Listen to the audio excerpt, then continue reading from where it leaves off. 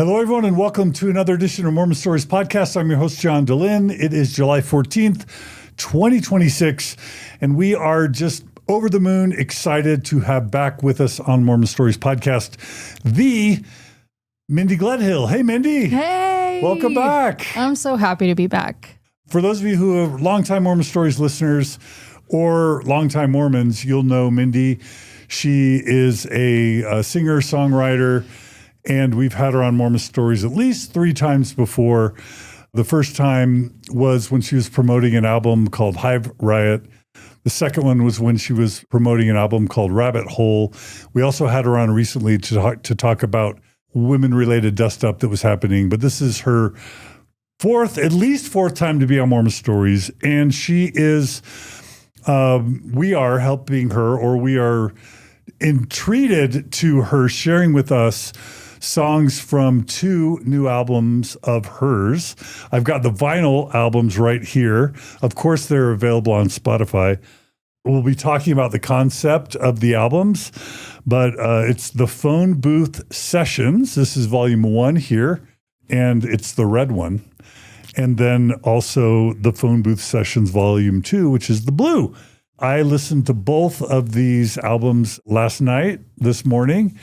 And what we're going to be doing is what I love most is having a singer-songwriter on to both share with us their journey. And in this case, it'll be kind of a little bit about her background for those, for whom she's new, but mostly about her life since her last Mormon Stories interview. And what she'll be doing is interweaving her songs into today's narrative. And she has with us, tell us who you have with us, Mindy. I have Joe Corcoran here with me. Joe's Hey, Joe. a longtime collaborator, produced some of the songs on these projects and also mixed a large part of the project. So stoked to have him here. Happy to be here. Thank you. And you also performed on the Rabbit Hole little episode we did. Yeah, correct? so this is the second time now that I've been on Yeah. Mormon Stories. Yeah. Fans of the Rabbit Hole album, Joe actually produced that album as well. So this is super fun. And so many fun things have happened. So I gave my intro. Mindy, what would your intro be for today? I am just really happy to be here because, as I was telling you, it's been like maybe 11 years since my very first interview with you with Hive Riot. And that was maybe like a couple years into my deconstruction journey with Mormonism. And so it's cool to come back here like over a decade later and kind of reflect on how that story has evolved and unfolded. And what I really am excited to talk about today is how inner child work and internal family systems has helped me really do so much healing through this journey more than any other therapeutic modality. And I think it's one that's maybe like not as utilized as maybe it could be. So if it's helpful for anyone, if they're in the thick of it, this might be, some hope for you. Yeah. So it's, normally, people are brand new to Mormon Stories and we're doing their whole Mormon arc from their childhood into their adulthood and then the conflict and the resolution, all the faith crisis stuff. And that's not what today's going to be about. There may be a little bit of a refresher, a Mindy Gledhill refresher. But what we're going to do is include the links to our former interviews with Mindy in the show notes. They're all absolutely worth your time. So if you haven't checked those out, pause this, go watch my previous 2 interviews with Mindy, get to know those albums, and then come back for part 3. Or you can watch today and then go back and check out her earlier stuff. But we won't be digging as deep into like the deconstruction. And we're going to be focusing more on the healing and growth, which is nice because sometimes we get pretty heavy on Mormon Stories podcast. Yeah. Although I imagine your healing and growth may have had some heavy moments. Yeah, super heavy. And, there's like a beauty in us sharing some of those stories to help us know we're not alone. So I really appreciate the people who've shared their stories and a lot that they've been through. And it's also nice to have moments of like hope where, we don't have to get so heavy. So for those, I told you right before we started, this, over half our audience has never been Mormon. And, there are diehard listeners that listen to every episode, but I found that for a lot of people, it's kind of like a 3-year window where they listen for 3 years, they get their processing out, and then they move on. That's cool. So for those who have never heard of you, don't know anything about you, let's do the quick sort of Mindy Gledhill overview, just so that people have some of that early context. Cool. Let's get into it. Yeah. All right. Where do you want to start? You're a Winkle. I'm a Winkle. Yeah. My maiden name is Winkle. I took my husband's last name when we got married. So Mindy Gledhill is what I go by. But yeah, I was born in the Bay Area in California. And when I was just a couple years old, we moved further north to Eureka, California. So all of my formative years were spent in Eureka. It's a couple hours south of Oregon on the coast of Northern California. Really magical childhood in so many respects, growing up on the coast and in the redwoods. And I'm number 8 of 9 kids. My dad was, from the time I was born, always had kind of high callings in the church. So when I was born, he was a bishop and then stake president throughout my childhood. And when I was 13, we moved to Madrid, Spain, where he was a mission president. So lived there from age 13 to 16, learned Spanish. And then instead of moving back to California, we moved to Provo after that. So in let's go back to the 90s. In 97, I moved to Provo and went to Provo High my junior and senior year. And I have been there ever since. In Provo, yeah. You're kind of a Provo fixture. I'm a Provo fixture, except I'm actually, in a couple weeks here, I'm moving to New York City for a year. So New Yorkers, I need all your advice and all of the things I need to see and do while I'm there. Leave them in the comments. Okay, perfect. Okay, so but I mean, let's talk really quickly. You talk about this in our interview, but about you getting into music, BYU, and becoming kind of is Mormon pop star a thing? Is that, how would you describe that? I think as Mormon pop star as you could get. I won a couple Pearl Awards. Those were like the Mormon Grammys back in the early 2000s. At least 1 or 2 of your songs have been on like Dancing with the Stars, right? No, yeah. So the very first part of my music career was, in church music. My first album was a church album, and I was signed to a record label called Excel Entertainment. They did all of those movies like Charlie and Saints and Soldiers, and then they kind of merged with Deseret Book and kind of took over their music department. So I started to make my second album with them, but that's kind of roundabout when this was in like 2005-ish. I hadn't really started deconstructing Mormonism yet, but I had realized, I don't want to just make church music my whole life. I would like to make music, secular music that people on the other side of the world in a totally different country could appreciate. So after we merged with Deseret Book, I started my next album with them and realized my contract had lapsed, and asked them if I could pay back for the songs that we had recorded. And they were gracious enough to be like, yeah, we get it. Let's, that's fine. So I paid for those songs, and they weren't really feeling like church songs anyway. So I took those and I made my first independent album. And that was 2007 when that came out. And so since 2007, it's called Feather in the Wind. Since 2007, I've been just doing indie pop music. Yeah. So the other albums? So Feather in the Wind. And then after that in 2009, I was like, okay, I really want to experience what it's like to record outside of Utah and get outside of the bubble. So I was like, who is like doing music that I love right now? And I reached out to some different producers, and one of them who lived in LA, his name's Stuart Brawley. He was like, let's try a couple songs. Like, I really like what I'm hearing, and then we'll see where it goes. So I didn't know anybody in LA. And so I like reached out to friends who, and found friends of friends who let me sleep on their couches and on air mattresses. And for 8 weeks on and off, I went down there and recorded an album called Anchor, which is, I think, my most known album. Most people that know my music, I think, they know the Anchor album. And that's where I met Joe for the first time. Joe was an engineer on the project, and Anchor's your biggest song on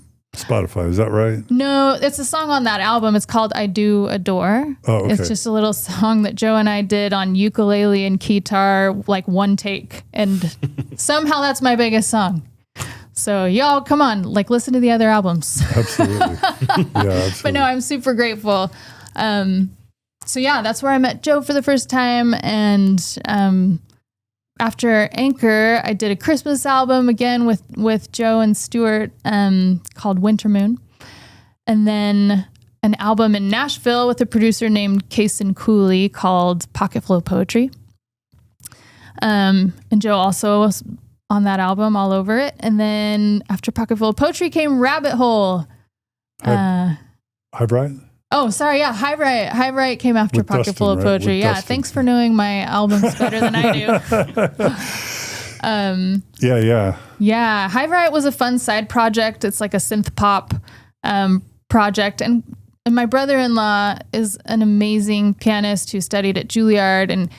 But I was like, what would happen if we put like some synths in your hands? And so yeah, he's playing all these cool synths on that project. And it was also a project to like kind of facilitate conversations around LGBTQ issues, because there was no Encircle at that time. There was no, the organizations that we knew of that were really talking about that conversation within the Mormon context. So we felt like that could be a music project to facilitate that.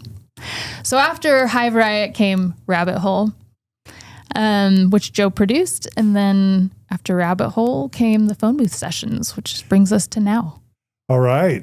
And the parallel track would kind of be your Mormon faith journey. Maybe do you just want to share at a high level kind of how that's gone? Yeah, totally. So my shelf started to break.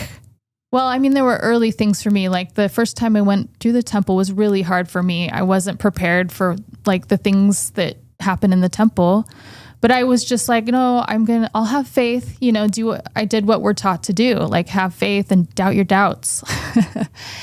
But then when I had my last child, this was in 2011, my shelf kind of started to break at that point. I think there was a lot of conversation happening online around feminist issues. And this was kind of all new, like terminology for me. And I started to see things from different angles. So really the internet, like the rise of conversations on the internet made me start to like open my eyes to things that I had been asleep to. And, I remember starting to like peer into Mormon history that I'd never looked at. And someone told me about, Joseph Smith and Fanny Alger. And I was like, who is that? And I went and looked it up and only looked at like, Mormon scholars and their writings on it and journals from pioneers. I stayed away from anti-Mormon literature as we were taught to stay away from. But even that, just learning the just raw history of it, that was it. Like it really unraveled fast for me after that. And I remember after reading Fanny Alger's story, like I had a physical reaction. I remember like I was in the kitchen. It was after church one day and I had read through her story and my legs literally buckled.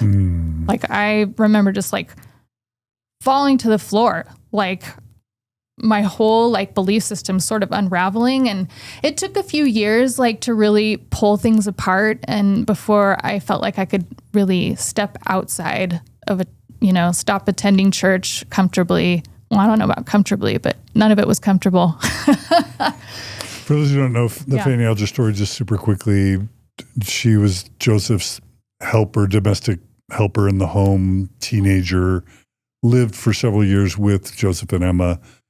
Before the polygamy revelation was ever received, it's pretty well documented that Joseph had an affair with this young teenage girl who lived in his home. And then Oliver Cowdery, who was one of the witnesses to the Book of Mormon, spoke publicly that Joseph had an affair, and Joseph excommunicated Oliver for speaking up about this affair. And then later, Fanny's called Joseph's first plural wife, but most scholars believe that it was just an affair. So, I mean, and the power differential of a married man with a young teenage girl living in the home.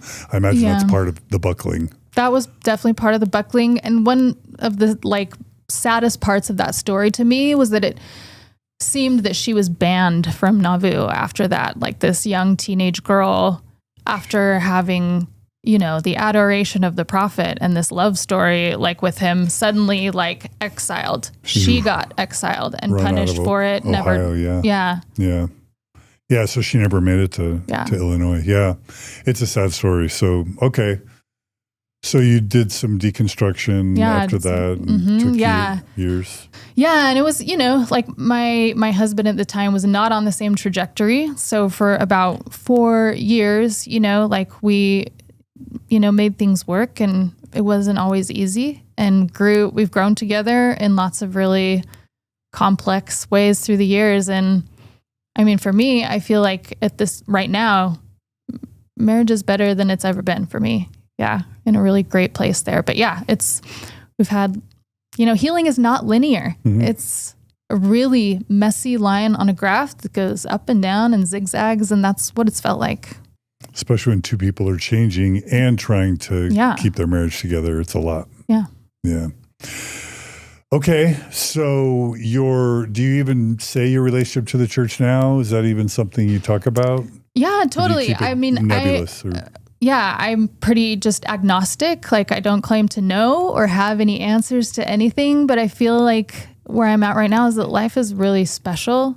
Even, I like Neil deGrasse Tyson's, I'm not going to remember the statistic, but it's the chances of existing are what, 1 in a trillion or maybe more than that. I don't know. So to get to exist feels really special. Somebody in the comments leave what that statistic really is, because I'm not remembering it, but it's just a crazy stat that we get to exist. So I feel like life is special. And there's so much about my Mormon upbringing that I really appreciate and love. I still feel like, the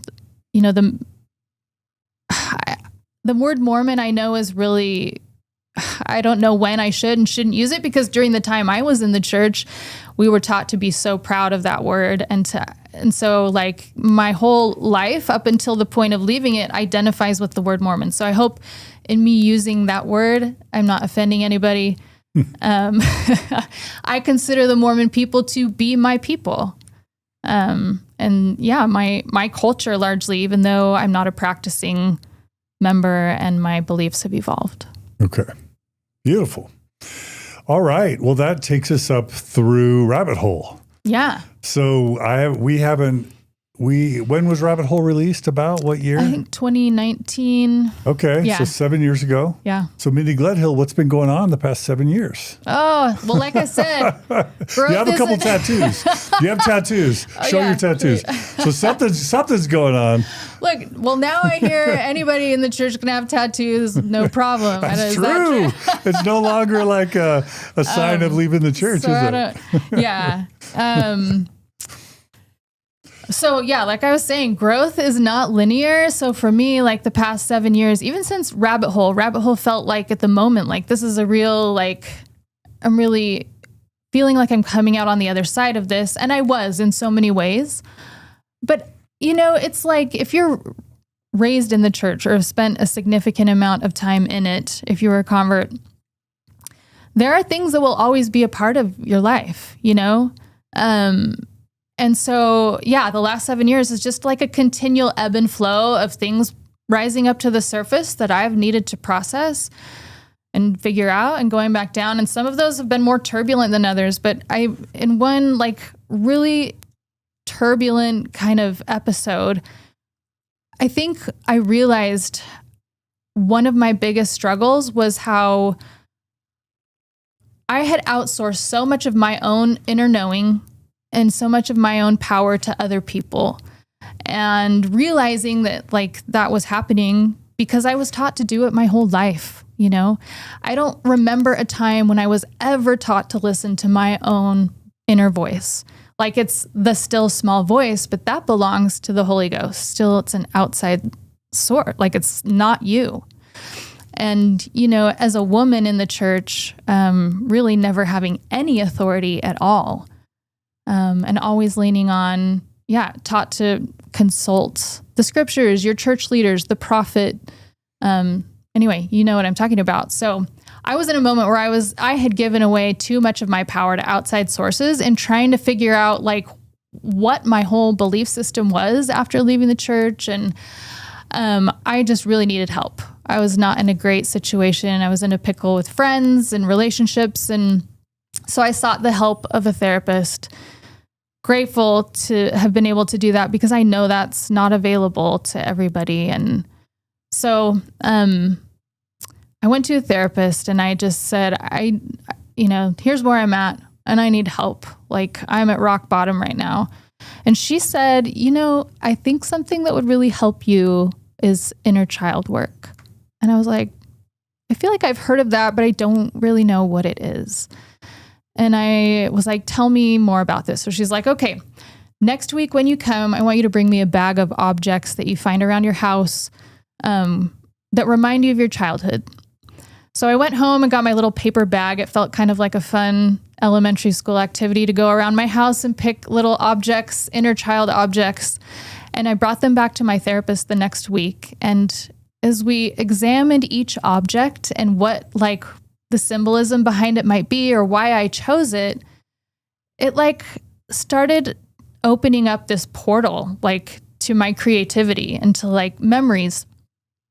And I began to see each of these objects as a song, and as, song lyrics. And I think one of the reasons that connected for me so well is because one of my favorite songwriting techniques as a songwriter is called object writing. And it's where you take an object and you use your five senses to really dig deep into the meaning of that object. So for example, one of the objects in my little paper bag was a heart-shaped perfume bottle from my childhood. So I would go through, as in therapy, we would talk about this, but as a songwriter, object writing would be okay, what does this object feel like? What, tactile things, textures. What does it smell like? That one's pretty obvious, but the purpose of it is to make you dig deeper than just the surface level senses. So where does it take you in your mind? When I smell this little bottle of perfume, it smells like my living room because I'm sitting next to my mother who gave me that perfume bottle. And we're sitting at the piano and we're playing a duet on the piano. And so it sounds like my childhood piano. This perfume bottle tastes like cinnamon because that's what was, cinnamon sticks were boiling on the stove in the kitchen. This perfume bottle, and so on and so forth with your senses. So sorry to get elaborate on that. But as a songwriter, I take all of these word lists from my five senses and I start to create lyrics and, songs out of them. So anyway, back to the therapist's office, as we're examining objects, I'm seeing them all as songs. And since I processed the world musically as a musician, it just really started to click for me, a lot of the things we were talking about and how so much of us as adults and the problems that we have and the patterns that show up in our lives happen because of the wiring that we experience from childhood. All of the things we experience in childhood are built into our neural pathways and they show up again and again in our adult worlds. So learning about what does any of my struggle now have to do with my childhood? Well, when I have this inner critic show up or when I have this voice that tells me someone else knows better than you, what does that person think about this?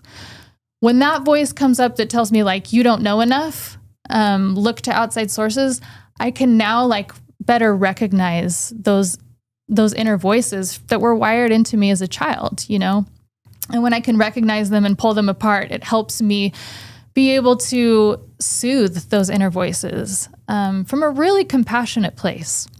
And to be able to talk to them and be hey, you, hey, little part in there. I see you.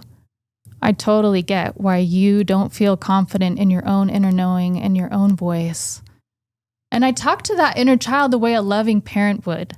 This is what we call reparenting in internal family systems and in inner child work. And so I'm like, baby girl, like in my mind's eye, I'm saying these things. I'm like, you are so beautifully wise. You are so confident. Like that, those answers are in there. They're in you. You don't need to look to all of these outside sources.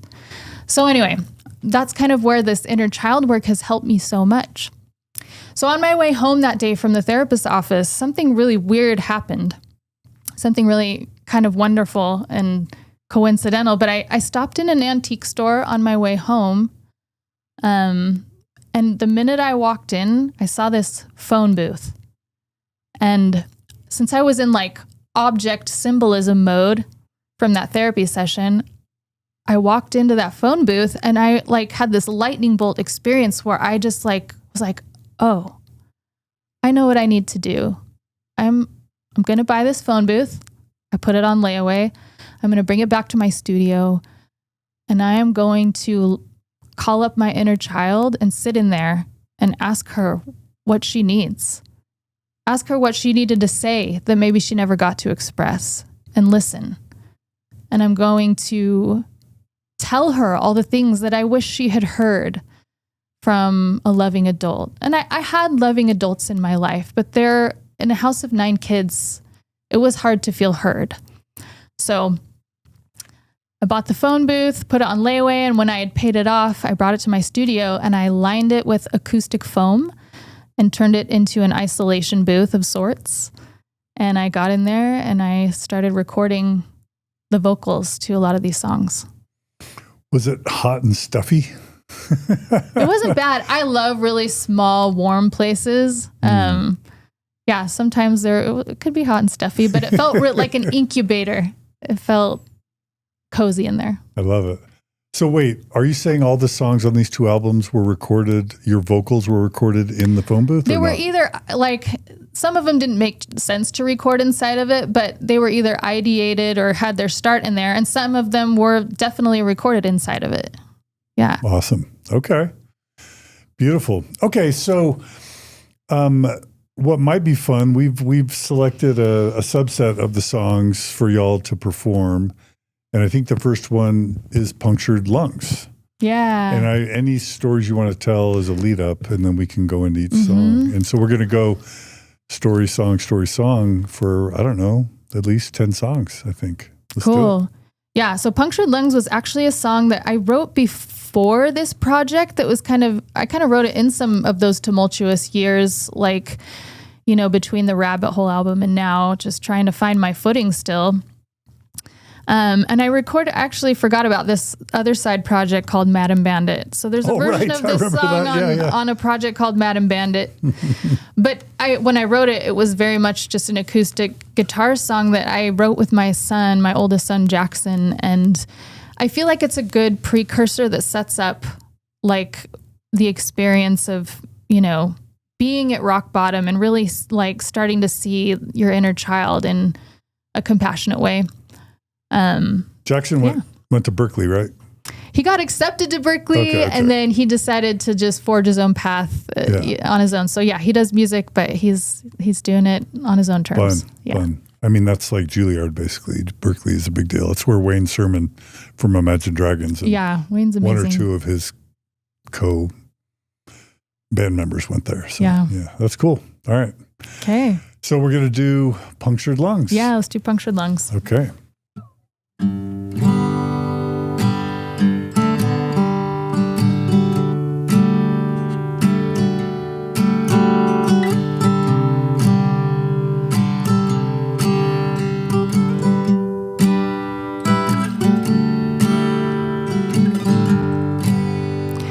Somebody pulled the rug out from beneath your feet. Oh, it's so sweet how you just grin and get up. Kid with the golden stars voted most likely student in the yearbook to go far. But inside, you're barely alive at best, 'cause breathing is hard with holes inside your chest. So you smile while choking on your own blood and singing a happy song with punctured lungs.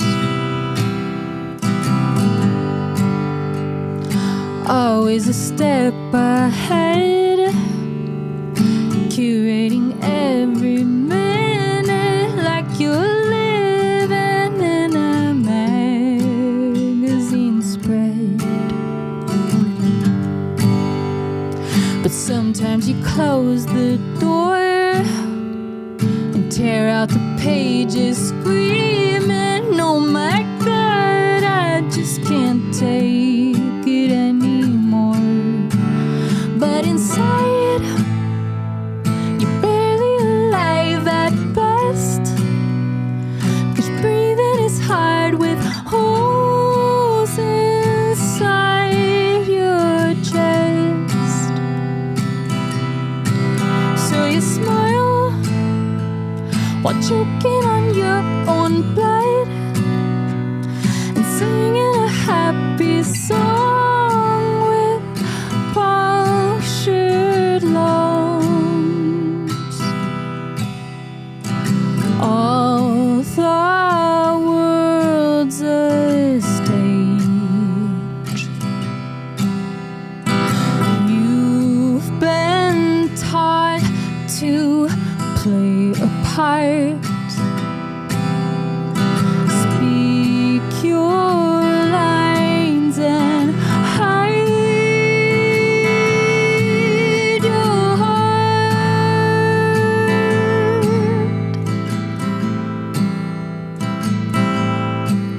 But inside, you're barely alive at best, 'cause breathing is hard with holes inside your chest.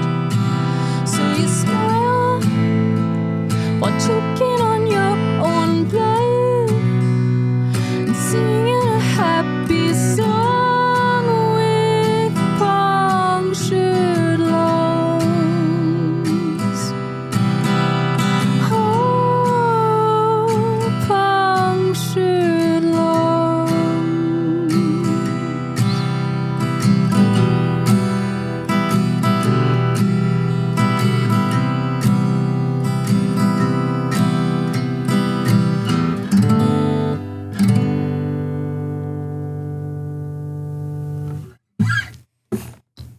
Beautiful. Can I clap? Yay. Let me ask, what were the holes? You talk about holes. Yeah. What were some of the biggest holes that opened up for you when your Mormon world came apart, and that were the hardest to fill? Yeah, totally. Well, I think one of the first big ones was like contemplating an afterlife. Like that was a big one for me at first. Like, well, if there's no afterlife, like what is there? And that sort of opened up this big gaping hole of like, what even is life? What is my belief system? It was totally disorienting, and it made me feel broken, like too, as a person. Like I felt like I had like raised my kids with this very, specific narrative and belief system. And I felt suddenly like I'm a fraud as a parent to like have given you all of this and suddenly like rescind it, So yeah, it was really terrifying at first, and, felt very much like falling through a rabbit hole with no bottom, like no end in sight. That's what it felt like in my heart, and in my soul. And I even came to a point where I was like, suicidal ideation was like a part of that journey for me. Like I felt like it seems a lot more comforting to die right now than to live. So yeah, those were some of the holes. Yeah, like you Mormons, when they get married in the temple, the contract is a commitment to the church, right? Mm-hmm. So it can threaten the foundation of your marriage.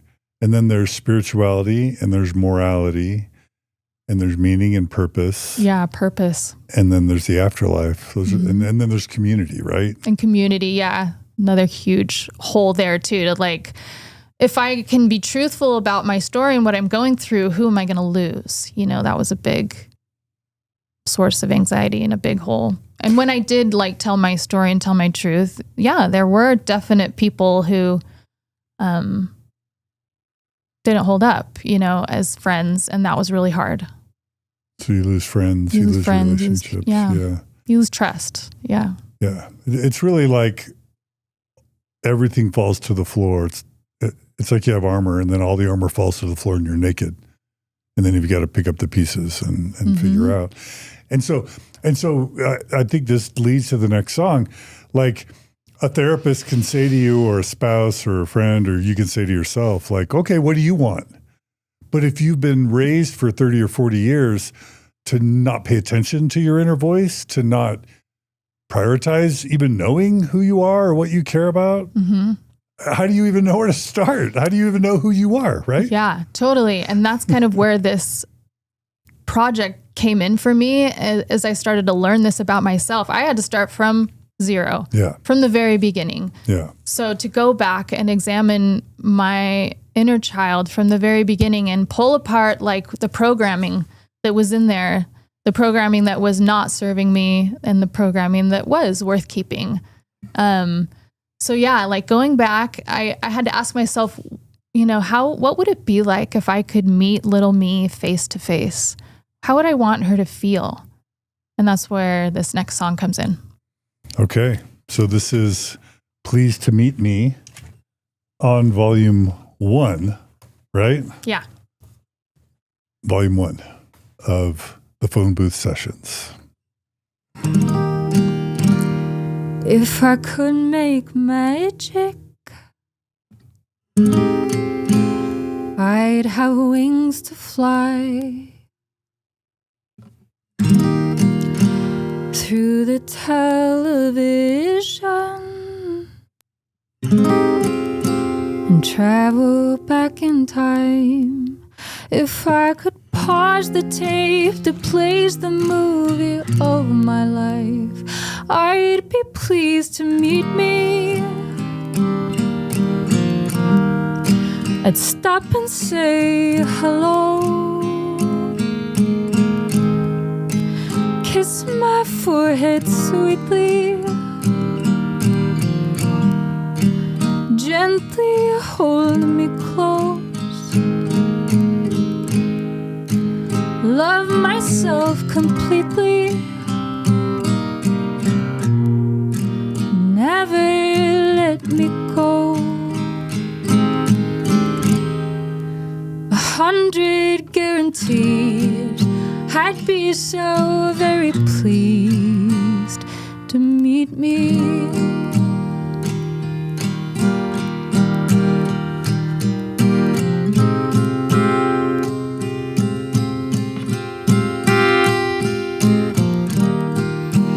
Episodes of laughter, seasons full of grief, swinging from the rafters, bandages on knees. If I could pause the tape that plays the child inside the screen, I'd be pleased to meet me. I'd stop and say hello, kiss my forehead sweetly, gently hold me close, love myself completely, never let me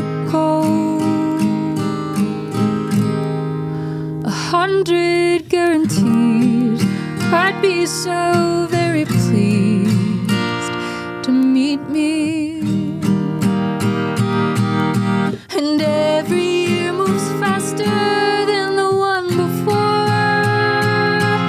ever faster forward till it's too late to ignore. So before they make the symphony crescendo in the score, before the film's a tangled mess of a ribbon on the floor, I'd be pleased to meet me. I'd stop and say hello, kiss my forehead sweetly, gently hold me close, love myself completely, never let me go. 100 guarantees I'd be so very pleased to meet me.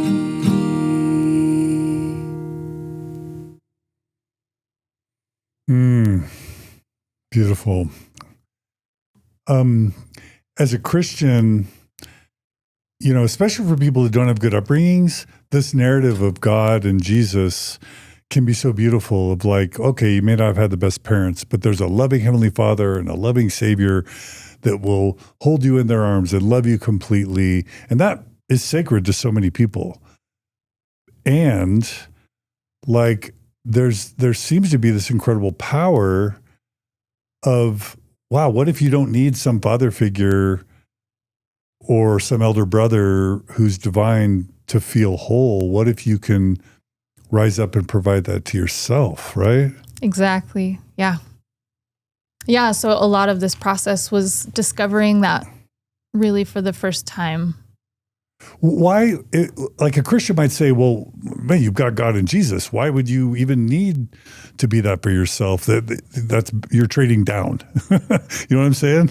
Again, I think it's just like giving all of yourself away to outside authority figures. Mm-hmm. And also as a woman in the church to always look to authority to be male, you know, whether it's God or Jesus. And I know, you know, in Mormon theology, we teach about a heavenly mother, but at least in my upbringing, it was sort of like off limits to talk about. And the narrative that I was taught around that was that Heavenly Mother is so sacred that Heavenly Father doesn't want us to talk about her. So it was this, you know, I didn't realize at the time, like the level of benevolent sexism around that teaching, you know, that this mother figure wasn't powerful enough to be able to stand on her own. She needed the protection of, you know, from anyone talking about her or thinking about her or considering her from this male deity. Mm-hmm.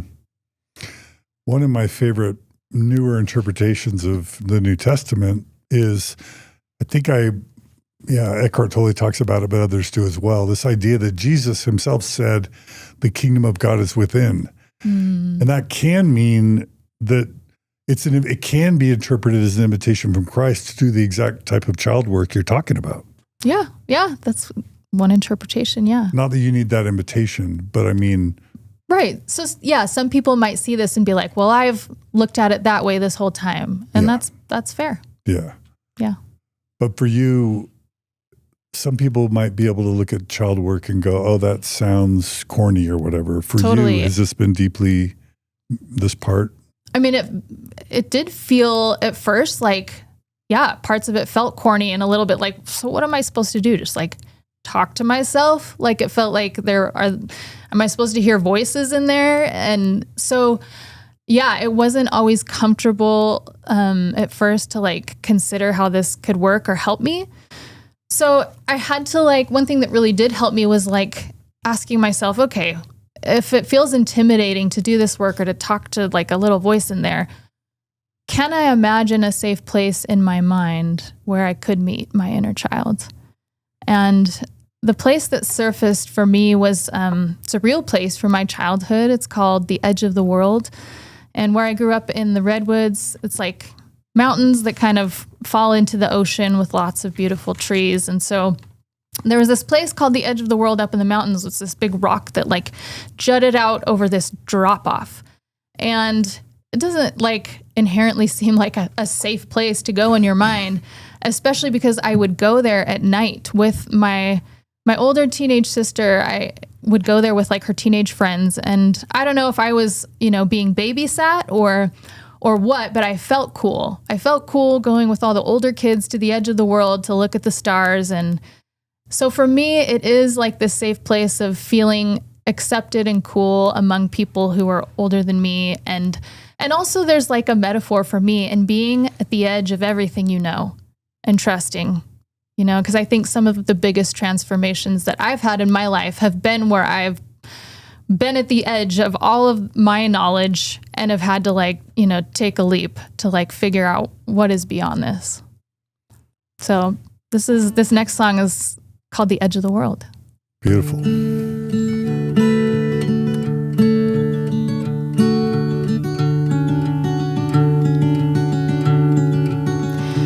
Hear the grass grow, feel the clouds roll by, silky soft like a dandelion sigh.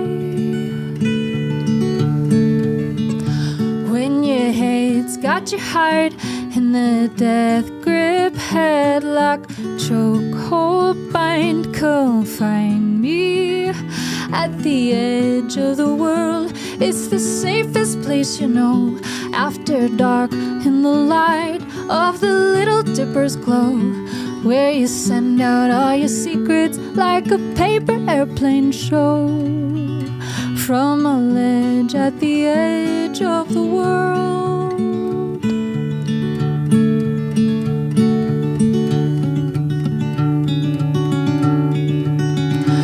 Are you lonely there inside your mind, full of white walls and clocks that don't keep time? When your head's got you hard in the death grip, headlock, choke, hold, bind, confine me at the edge of the world. It's the safest place, after dark in the light of the Little Dipper's glow, where you send out all your secrets like a paper airplane show from a ledge at the edge of the world.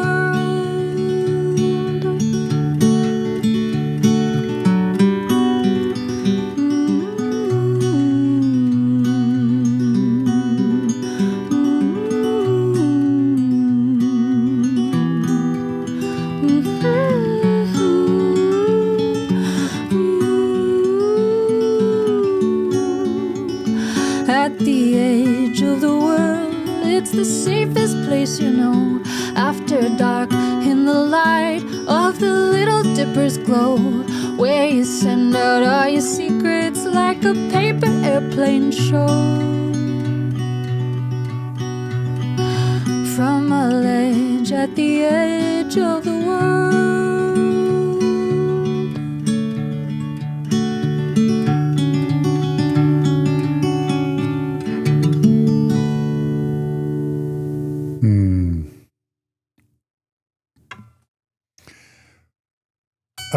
I was thinking about that metaphor because you're talking about a childhood and safety, but from a parent's perspective, there's no more dangerous place than a kid being at the edge of a cliff. But yeah, I'm sure that's how my parents felt watching me go through this. but as you're at this point in your narrative where you're an adult, where everything's fallen apart, you're kind of at the edge of this coming out of a faith crisis. It can be just as scary. So as you're channeling the child at the edge of a cliff who feels safe, you're also peering into your future, having left the church, trying to figure out how dangerous or safe it's going to be. Like, I love the parallel metaphors there. I don't know. Cool. Thanks. This is This might be an emotional question, I don't know, but as you connected with young Mindy, Yeah. what are some of the traits? How would you have described her? Yeah, thanks for asking that. I mean, she's super trusting, and there's a beauty in that. And there's also, I think it kind of ties into the part of me that I've had to like give permission to trust herself. So super trusting in other people, and she loves people easily. So there's like a lot of beauty in some of those things. But also, yeah, there's been some hard lessons learned with some of those things as well. So yeah, and super creative, imaginative, and I think a lot of those things, I feel those still live in me. I think there's aspects of her though, again, that we're never like encouraged to have a voice or a strong opinion. And if you know me now, you might be like, what? You've got plenty of strong opinions. But I've had to work to develop those, to have the confidence to express those. That's come with a lot of like, therapy and thought and intention. So the parts of little Mindy that got stifled or shut down or weren't allowed to be developed, one is just using her voice. Yeah, like your voice Speaking doesn't up. matter. Your voice holds no weight. You don't have any authority. Yeah. So I when I was listening to Little Miss Moonboots, I was thinking about, is that about you as a child? Yeah, Little Miss Moonboots is a song that's about, I'm one of 9 kids, number 8, so kind of came at the end. And I think in a home, where there's that much going on, I don't fault my parents, for times where I was literally forgotten, as a child at like sporting events or things. And it would be so hard, like even with my 3 kids, it's hard to keep up with everybody, right? So, but also like, the reality of those things happening has like had its effect on me as a person. So feeling forgotten, in addition to like, your voice as a woman and a child in this organization doesn't really matter. I've had to learn how to go back and reparent myself. So that term is like the act of, in your mind's eye, or maybe even out loud, if that helps you, speaking to yourself the way a loving parent would, showing up for yourself the way a loving parent would. So where there were occasions where I maybe felt forgotten or was forgotten, for me to be able to go back and celebrate little me has been really important. One event that was particularly hard for me was my high school graduation. I remember my dad he went out of town, and my mom, she ended up like showing up to watch me, walk. And I'm not sure if she just wasn't feeling well or whatever the reasons were, but then left. And so after graduation, I just remember like this slow motion experience of seeing all these kids around me with their families, taking pictures, having a lei put over them, whatever, being celebrated. And I was alone, and I had worked so hard, like to, I graduated with a near 4.0 if it hadn't been for AP Physics. That one got me. But I graduated with high honors. I had a solo in the choir that nobody was there to hear. What was the solo? It was it was a gospel song. Oh, Are you okay, ready okay. for the dinner? I don't know, but yeah, it was so I just felt like so much of my life and the validation that I got growing up was from getting good grades and achieving, like being on the honor roll, and feeling in that moment like no one is here for any of this. That was a hard one for me. I took myself out to dinner that night and, paid for my graduation dinner. paid for my senior portraits, like set up my own portraits, things like that. I think at that point, like after raising 9 kids, it just, I'm sure my parents were tired. And so for me to go back and celebrate moments where I felt alone in moments that should have been celebrated has been really important work for me. Okay. That's where Little Miss Moon Boots comes from. Love that story. Thank you for sharing.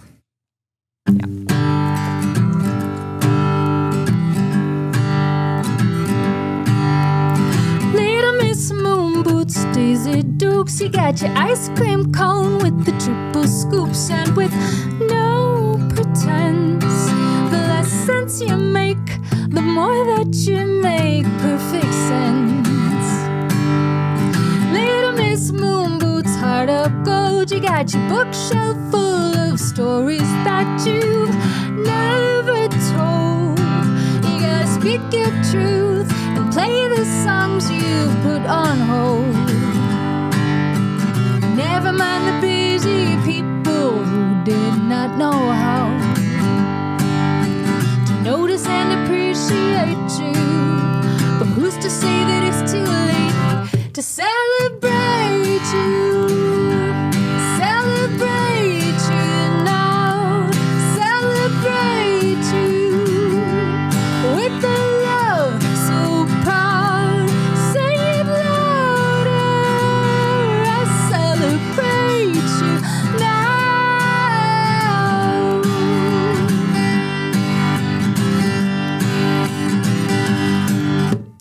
Little Miss Moon Boots, cutie pie, you got your 3D movie glasses, and I hope you know that you were born to be the star of your own show.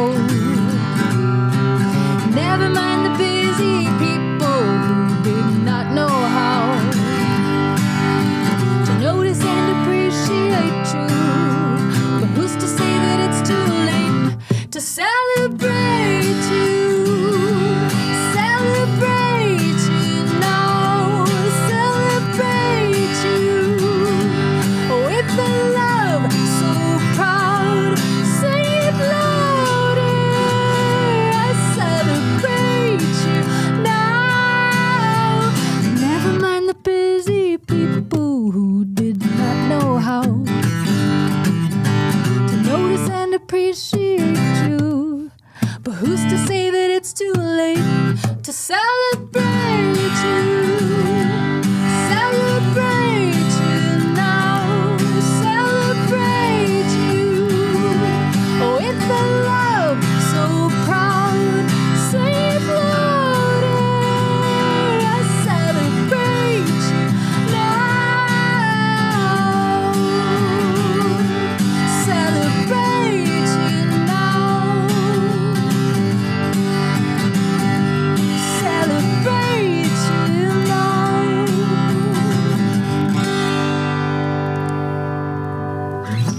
Did you wear moon boots? As a kid, yeah, totally. I own a pair now. I've got some rainbow moon boots in my closet. Hearing the story before you hear the song just adds so much more meaning and depth. That was awesome. Cool. It's kind of hard to imagine. I mean, someone who's so accomplished not feeling celebrated by the time they graduate, but that's the Mormon way. 9 kids. How's a parent going to be able to make any kid feel truly celebrated? I get that. And I know that it's like easy to look back at our, painful things as kids and, and say that must have been really hard for our parents. And it truly was. And it's also okay to grieve that, Sure. and doing this work has also, like, one unexpected byproduct has been that I am able to now more easily see my parents as their own beings, like separate from their role as mom or dad. And I've practiced like really envisioning them as littles, as kids, and to contemplate, all of their wiring that they grew up with. And I really feel like they did better than what they were given, which is the hope of every generation, right? That you'll you'll be able to provide like better support, love, everything than you got. And I think they've done that. And it's been helped me to forgive some things that were hard for me to forgive. Amen. Yeah. And like we do have permission to grieve regardless of how much everyone was trying. And I'm sure sometimes your parents didn't feel celebrated either, right? 100%. Especially your mom, probably. 100%. Yeah. In their own childhoods and adulthoods, totally. But that doesn't take away from how much you needed that, at the time. I think I also want to add, I have a sister who is a somatic therapist. She does like trauma-informed therapy. And she has taught me that like, also, you don't have to forgive bad things that happen to you or painful things like, in order to like move on. Some things that happen to people are just like unforgivable. So that I guess I also want to just clarify, it's not like my goal is to say, well, once you forgive, you can move on. And that's not it. But it unexpectedly has helped me to feel that I can do that in my situation. Love it. All right. Well, where does your story go next? Let's see. You might need to tell me what's Living next the dream. on your list. Oh yeah. Okay. So moving on to volume 2. So, when I wrote these songs, like I did not expect to write 2 albums worth of music. I think just so much kind of came out of my soul from doing this work, that it kind of naturally just happened. So volume 1 kind of naturally is sort of this chronological, like moving through my younger childhood years. And then volume 2, I feel like goes into a little more of the adolescent years and kind of some of the tumultuous things that happen in those years for a lot of us. So let's kick it off with Living the Dream. I think this song is a co-write with some friends, Andrew Beck and Blight Wallentyne. Just want to make sure they get credit. And all the credits are in the albums if you buy them. Like lots of these are co-writes and collaborations with wonderful musicians. But anyway, Living the Dream. We actually wrote this about like the struggle of being a musician in today's age. But when we wrote it, I was kind of in the middle of writing this project. And I was like, wait, I feel like this could really apply, to like what it feels like to be an adolescent and to be, I don't know. I just feel like as a Mormon kid, like there were so many things that I tried to do to be ye therefore perfect, and never could quite feel like I got there. It's like an unattainable thing, but to be constantly taught that that's what you should be and that's what you should strive for, knowing you never can be it can feel really conflicting. So here we go.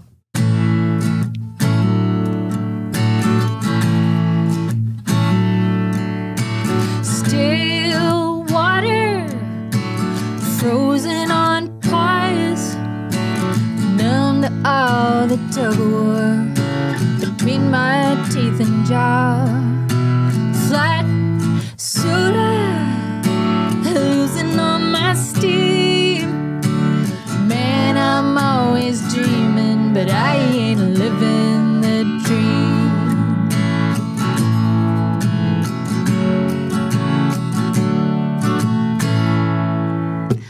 Rock bottom, drinking up the dregs, struggling to break free, but I'm here stuck inside this egg.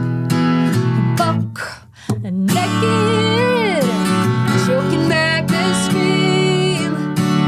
Man, I'm always dreaming, but I ain't living the dream.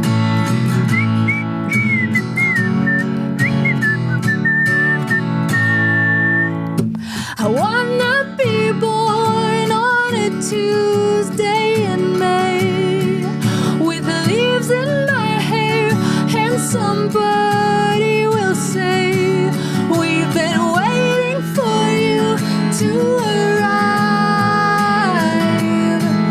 And everyone's clapping and chanting my name, while dancing in circles out under the rain.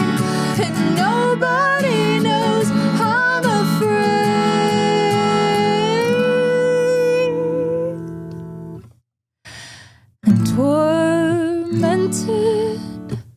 biting on my tongue, forcing smiles and pleasantries while tasting my own blood. But don't sweat it, I'll take one for the team. I guess I'll keep on dreaming, but I ain't living the dream. Guess I'll keep on dreaming, but I ain't living the dream.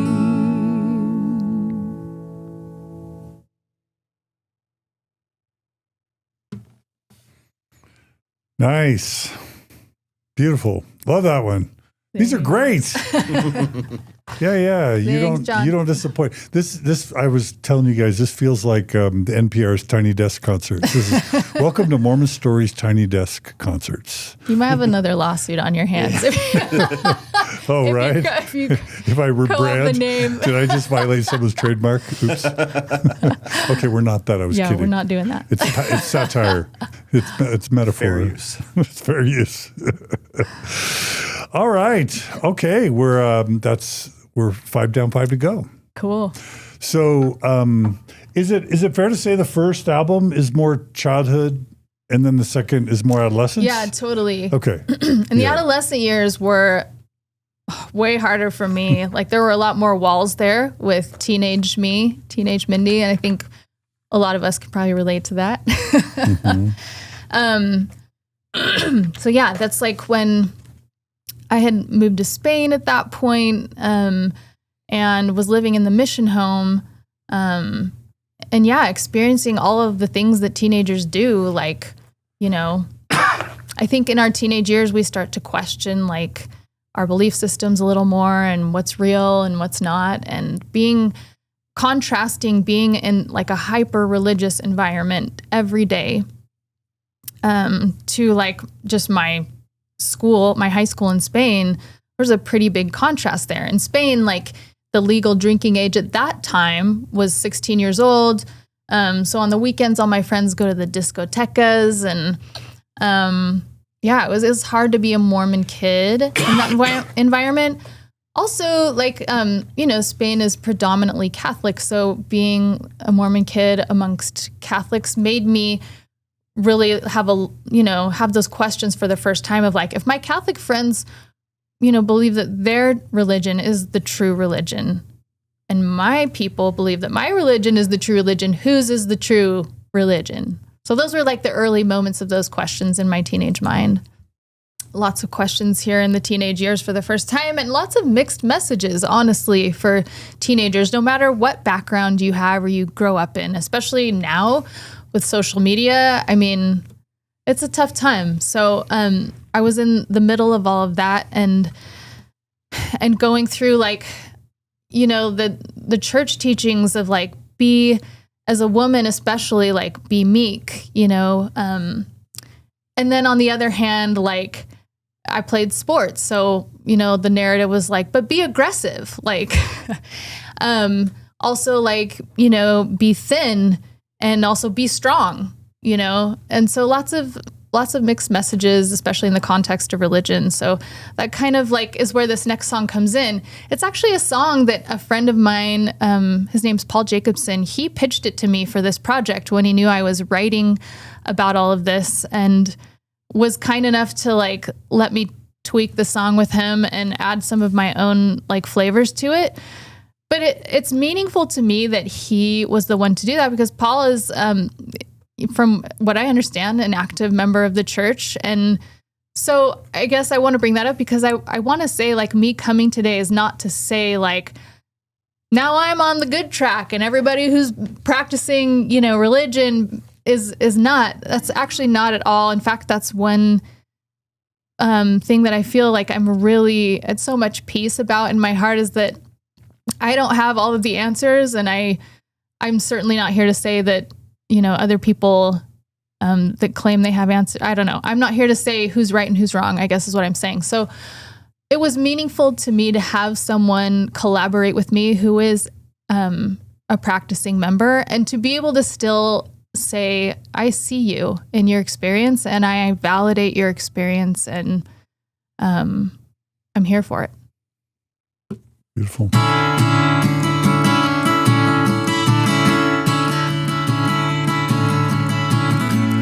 Be a vixen, be a saint. Eat a sandwich, lose some weight. Take and pack and pull a punch. Be everything and nothing.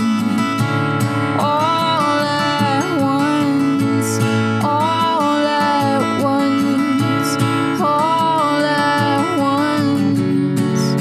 A beautiful blank slate. A rocket ship and a fire escape. All these voices running through my head with combat boots and black hearts painted red. Being everything to everyone will grind your soul to sand. So honey, when you cry, I think I understand.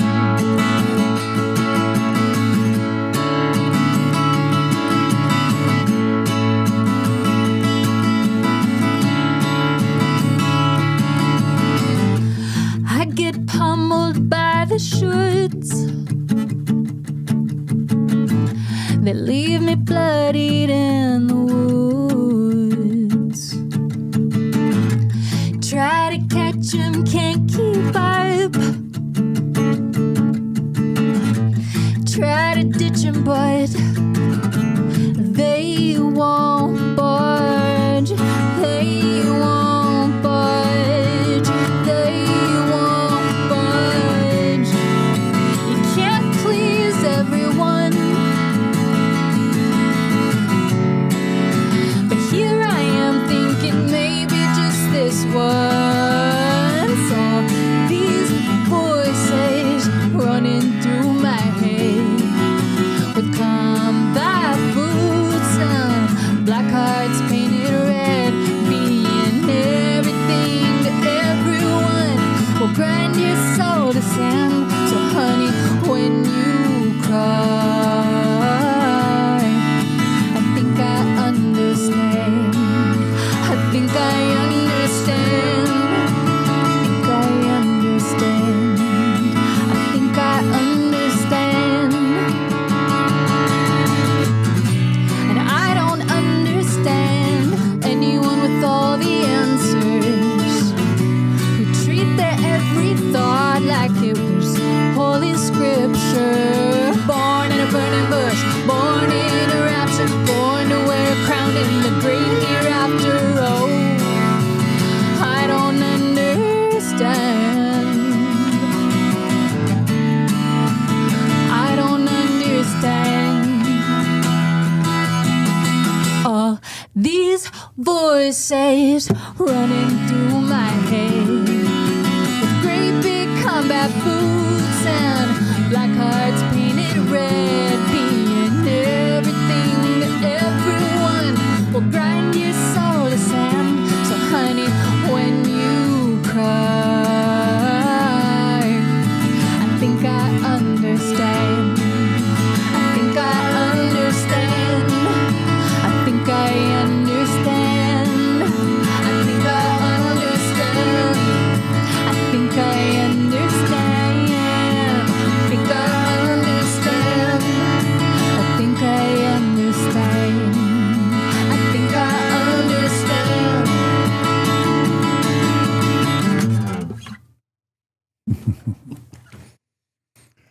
These all have hooks. All these songs have hooks. They're catchy. These are great. Oh, that's good to hear. That's Your the melodies hope. I always love a good melody and great lyrics, and you always deliver. Thanks, John. Yeah. Yeah. This is great. Okay. So, I love that you're capturing the mixed messages we get and how hard it is to form an identity when in so many ways our identities are kind of already formed for us, right? Yeah. Yeah. So for me, it's been important to be able to go back and tell that younger version of myself, like, hey, I understand you had a lot thrown at you, a lot of expectations, and mixed messages, and you did the best you could. In fact, you did amazing. Some people say one of the features of a high demand religion is certainty. Mm-hmm. And the song's about understanding, but I'm guessing your levels of certainty are quite low now, except I think your satisfaction with it all might be higher. So how can you increase your satisfaction when you're lowering your certainty? That is a great question. And again, like that's one of the things that was most terrifying for me at the beginning of my deconstruction, not knowing what comes next after this life. The uncertainty of like what's at the edge of everything I know.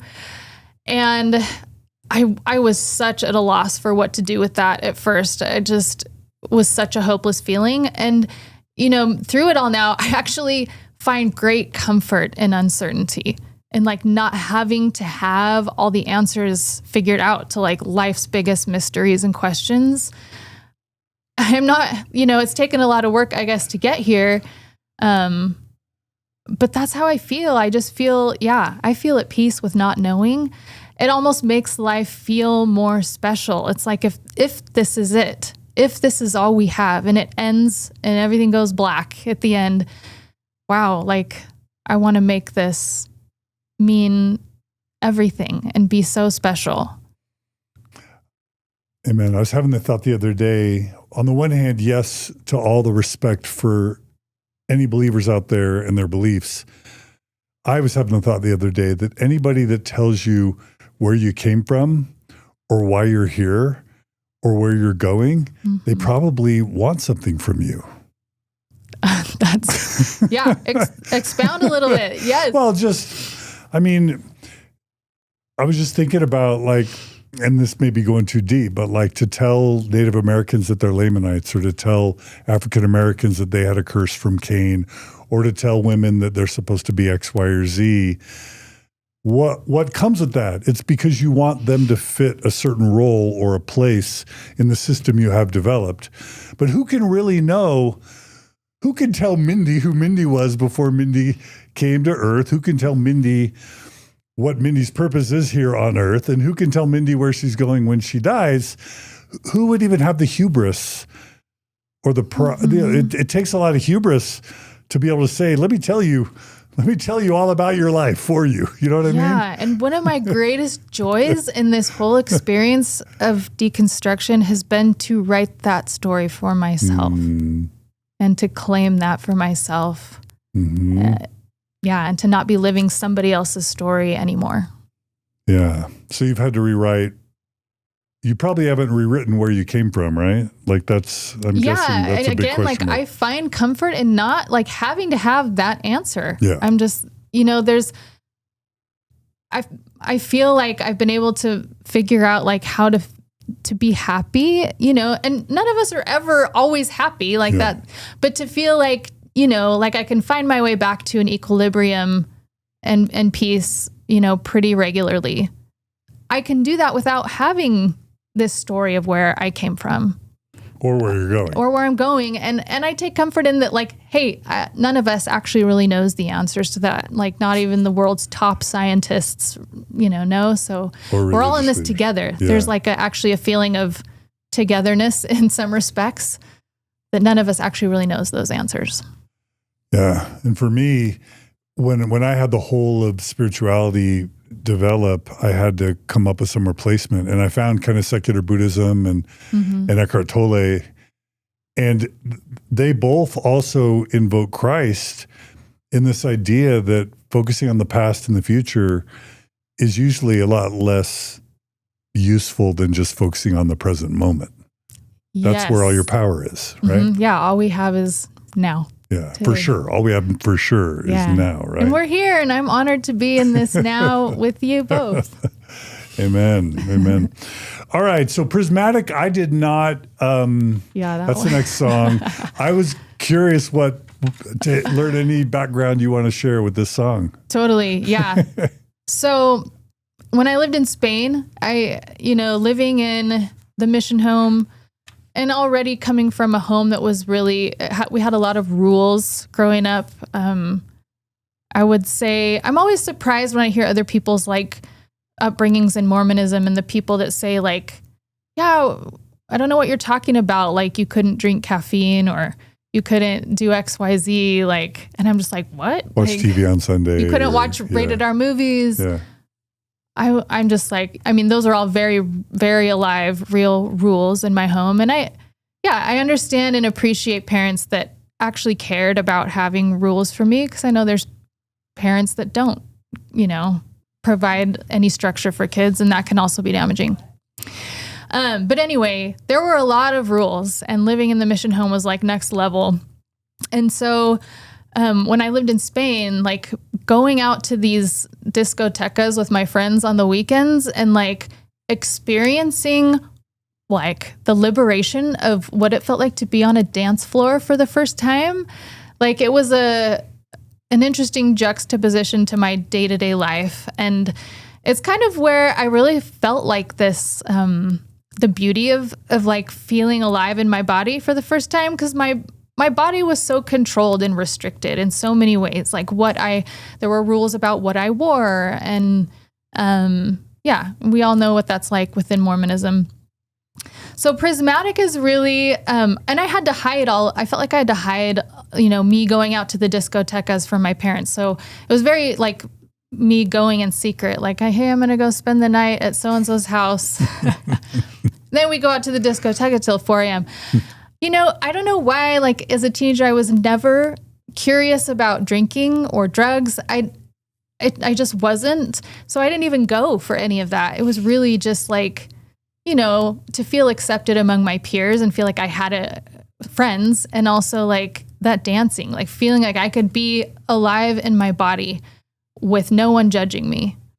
So Prismatic is really about me going back in my mind and telling that young teenager, like, yeah, that's so cool. Like, I love that you feel that way.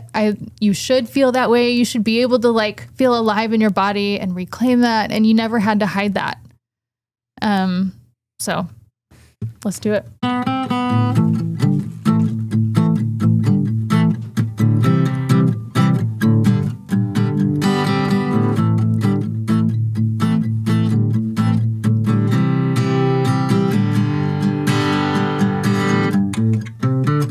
Hiding in between the shadows, trying not to wake the house, but somewhere in between the battles of my mind, I find myself.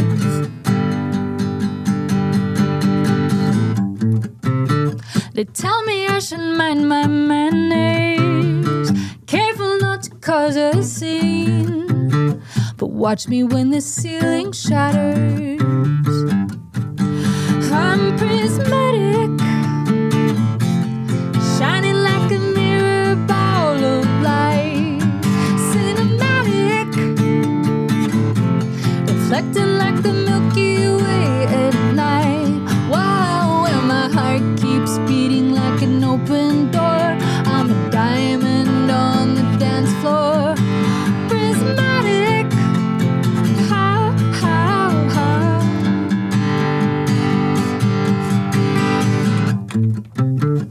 I have wandered through my daydreams, reclaiming pieces of my soul, mosaic of a million moonbeams, fragments of a greater whole.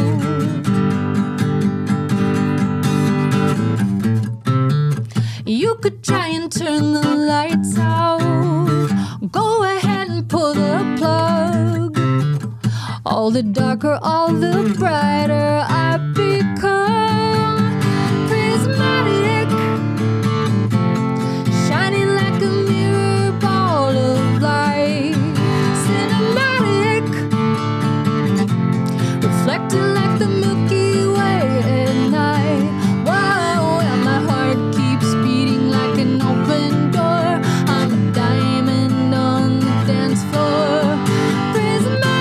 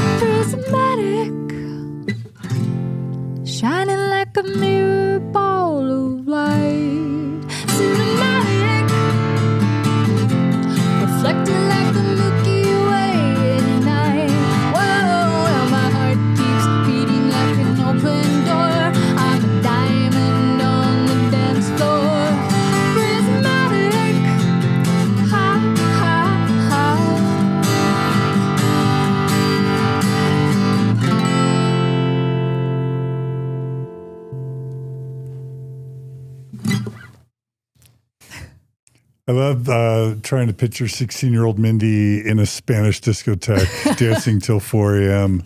You didn't have the benefit of bumping Mormon stake dances in Spain at 16. No, there were like a few things like that, but not like we not had. like I'm you had sure. here. Yeah. I'm dying to know. This is putting you on the spot. Did you have a couple favorite songs to dance to at that age? Yeah, I loved Everything But the Girl. Was an artist in the techno era. And I miss you like the deserts miss the rain. That song. I mean, techno was very much not just like in the dance clubs. It was like a very big genre in Spain. But yeah, like, I mean, my formative years, like teenage years, were like very much in Spanish culture. So like some of my favorite artists were, there was an artist named Rosana. I loved her music. Héroes del Silencio, Heroes of the Silence. It's not like Erasure and, Depeche Mode. We did have those, but yeah, during those like particular years in Spain, like, yeah, I mean, a lot of the music was, European and Spanish. Where's Luis Miguel from? He's not from Spain, but he has a song I really love. I can't remember what country he's from though. Okay. Fun. All right. Well, this is great. So, the next song you have listed is an homage to one of my favorite songs of all time. I like David Bowie and, Major Ground Control or Major Tom. What's the official name of the song? It's called Maybe Major Tom. Your song, but what's the David Bowie song? Oh, Space Oddity. Space Oddity, yeah. Space Oddity. So I should know it, but I know it's hard because it's not a lyric in the song. Yeah. But I mean, it is an homage, right? Yes, it is an homage to that song in a lot of ways. It came about like I said during those years, I started questioning like for the first time, like, if my religion is the one true religion, but Catholics believe theirs is the one true religion. And I also was going to a high school. It was a private school that the church set up for the kids of mission presidents to go to. It was owned by a family from Iran. And so a lot of people from Iran went to the school. So, and I was also there. If people practicing Islam think theirs is the true religion, whose is true? And so I was never really allowed, though, to safely ask those questions out loud as a teenager. So a lot of the inner child work for me there has been like, in my mind's eye, going back and giving that young person permission to ask those questions safely. And also like being, encouraging of it to that younger self and like, and telling her like, it's totally beautiful, like that you ask those questions, that you want to know more about life. And in a place in my mind where it's not forbidden to ask those questions. And the song is really also about, again, like outsourcing our own like knowledge and inner knowing to other authority figures and other people. So like this man in the clouds. And I think, in my mind, like the song it's a kind of a serious song and sad, but it's also a little tongue in cheek because it pokes at like the notion that there's this man in the clouds that has all the answers for us. And it may as well, if it's just a man in the clouds in some taffeta robe, that's a reference to the old temple video with white hair and a beard, it may as well be Major Tom up there in his tin can. Ground control to Major Tom. You gotta license that one now.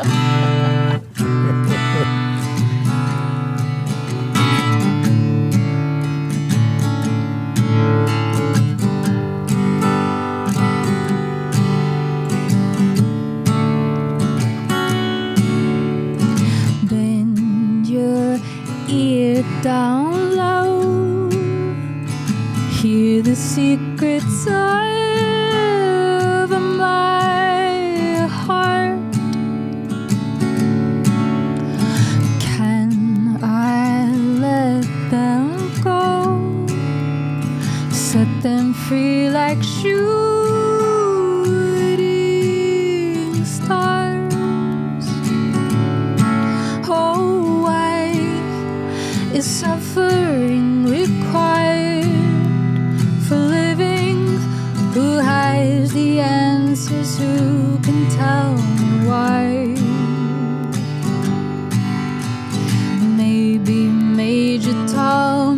out there listening to me. Their inside is tin can in a distant galaxy. And maybe we're connected by a tin can and a string. And he'll call to say the answers have always been in me.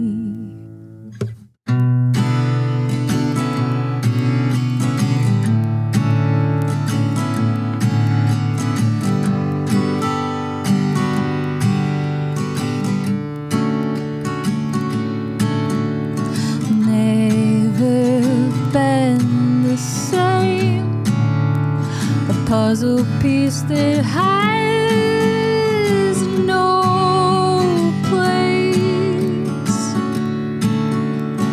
Alien and strange, a foreign object lost in space.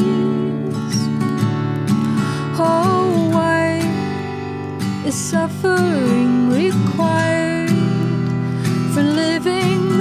Who has the answers? Who can tell me why?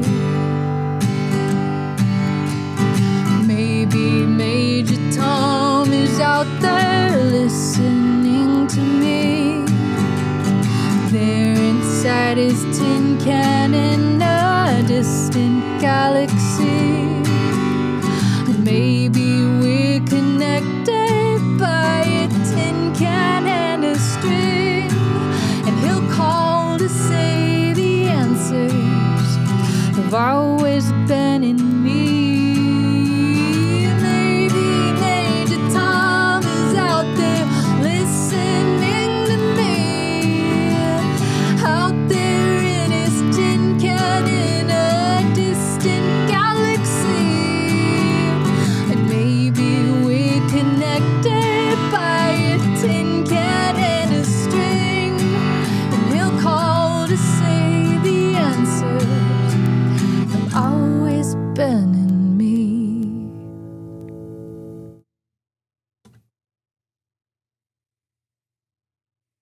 So the answers have always been in us. Is that what you're saying? Yeah. Maybe? Yeah, totally. Yeah. It's kind of this notion of like me like going through the motions of like, you know, reaching out to this man in the clouds for all the answers. But I feel like lyrically I wanted to flip that to be like, but what if he were to tell me like, actually the answers are just, they've always been in you. And so, yeah, it's me like claiming that. So instead of here's what I want for you, it's more what do you want? What do you want? The answers have always been in you, and that's really what I've wanted to tell my younger self. I am that. Like I feel like I've had to have my older self, you know, my present day self, be that figure for the younger selves that live inside of me. Like I am the one now, like that. Instead of searching for somebody out there to give me the answers, I'm the one that's like, the answers have always been in you. They're in here. Like, you know, exercise your own voice and inner knowing. Not to say we can't like search for knowledge, you know, from people who do know more than us or who are experts, or there's so much to learn in this world, clearly. But when it comes to like making decisions for yourself and about your life and what you believe and what your values are, that's all in here. And you get to write that story. I'm curious if there's anything you're willing or able to share about some of those new paths maybe you've ventured on as you've started listening to your voice and figuring out what's important to you and how you're wired and what you care about and what you want to do with the rest of your life.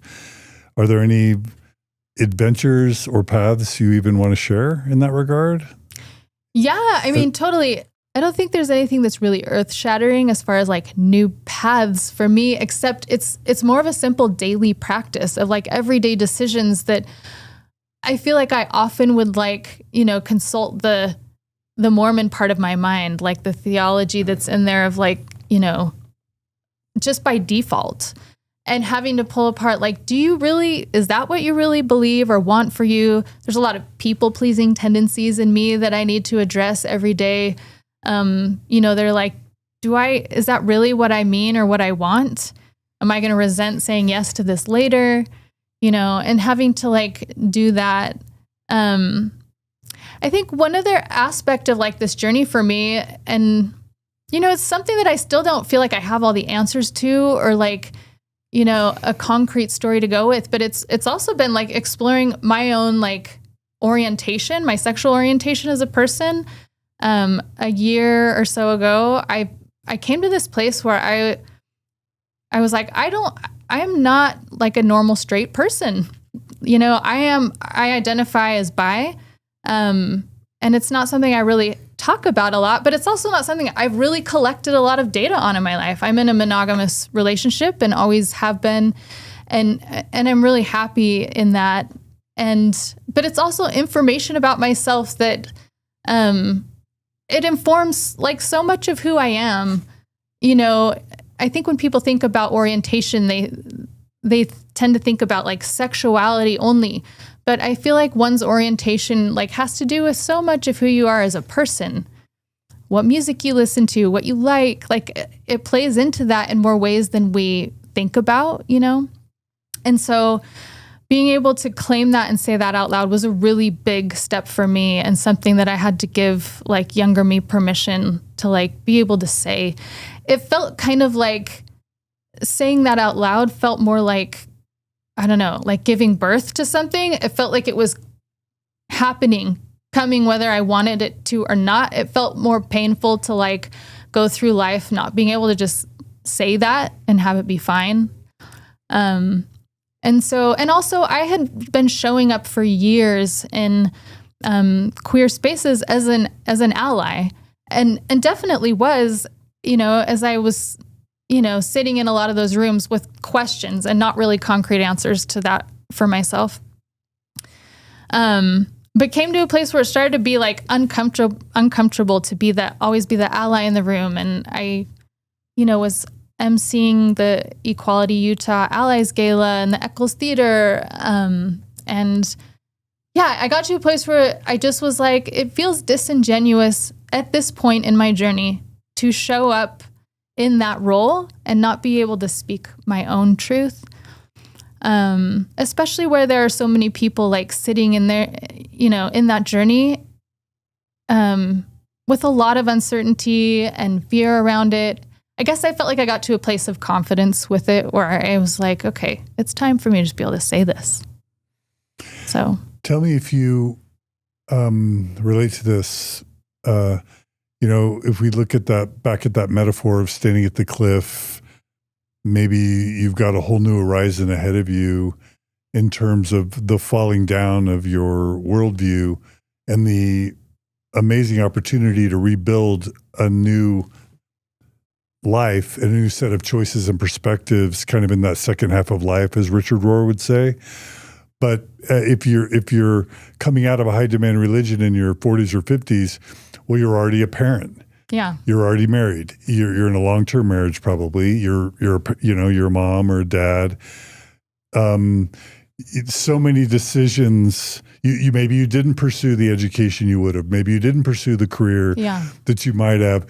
So like, in one sense, all the world's your oyster, and in another sense, you're still all the decisions you made 20 or 30 or 40 years ago. You're like, how would I have done those differently? Or would I have done those differently? And can I make any new choices now? Totally, yeah. Right? Yeah. And then you're sitting with then you have to sit with like, do I wish I had made different choices? Or how do I explore now when yeah, totally. when so much of that's already written? I know. Yeah, totally. For me personally, it felt like an important thing and a part of myself as a person to be able to just claim and say out loud without any expectation to like have to like go anywhere with it or explore anything. Yeah.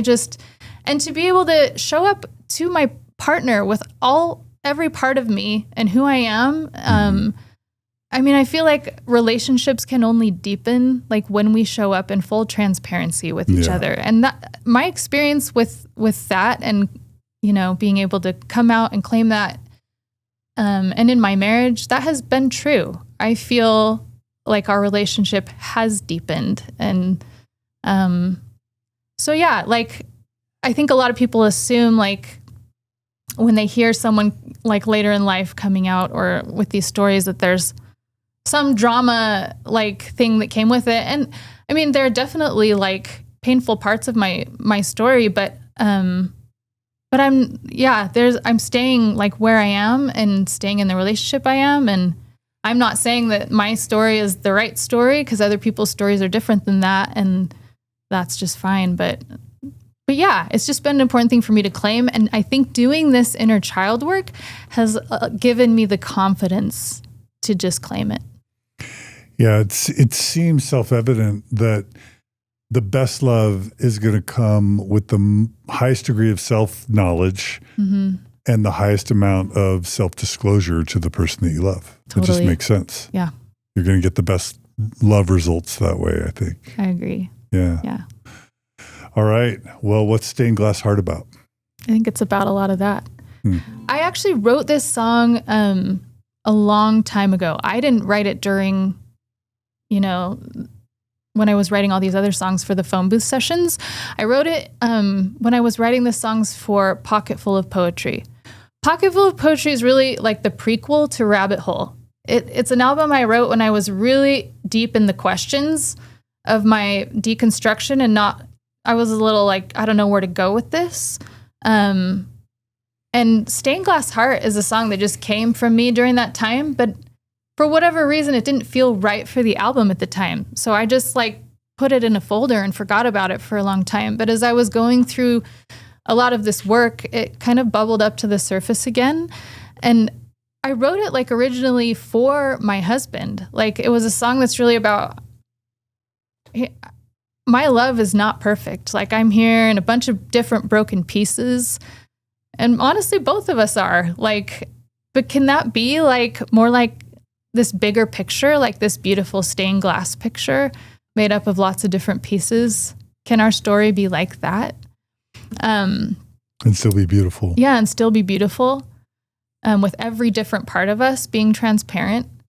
And that, so yeah, it bubbled up to the surface during this whole process, and it felt like, you know, I actually sent it to Joe when, you know, I was ideating things for the album. Maybe this is where we can have Joe come in. And Joe, I want you to share. This mic? Okay. Yeah. Right. So I sent this to Joe, and what happened? If I recall, you sent it to me with like a bunch of stuff. Did I just send you a big folder, or you what? Sent me a folder with like a bunch of songs, and this was a demo that you had done with Trent, who you wrote it with. Yeah, Trent Dabbs, and it was out of Nashville. It was a mix of the demo, so it was just like left and right. We recorded it in his living room, just on like an SM58, and he just plugged into like a spring reverb amp with his guitar. Yeah, and it sounded great.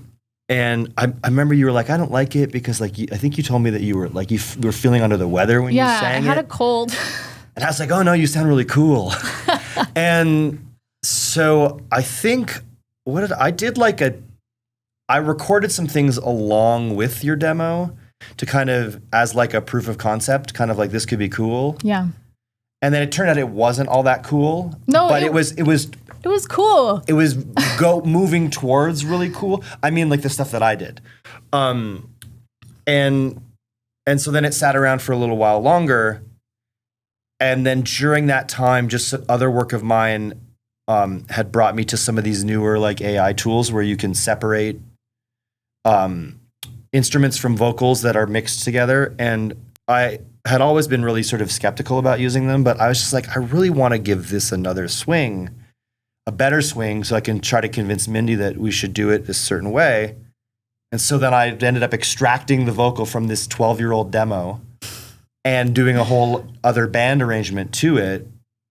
And I think it was like, And I remember because the first time I'd pitched it to you, it kind of hadn't landed. Yeah. So I remember like I took a bit of extra time. I was like, I really think this, because it was sort of in a heavier style that you weren't always doing.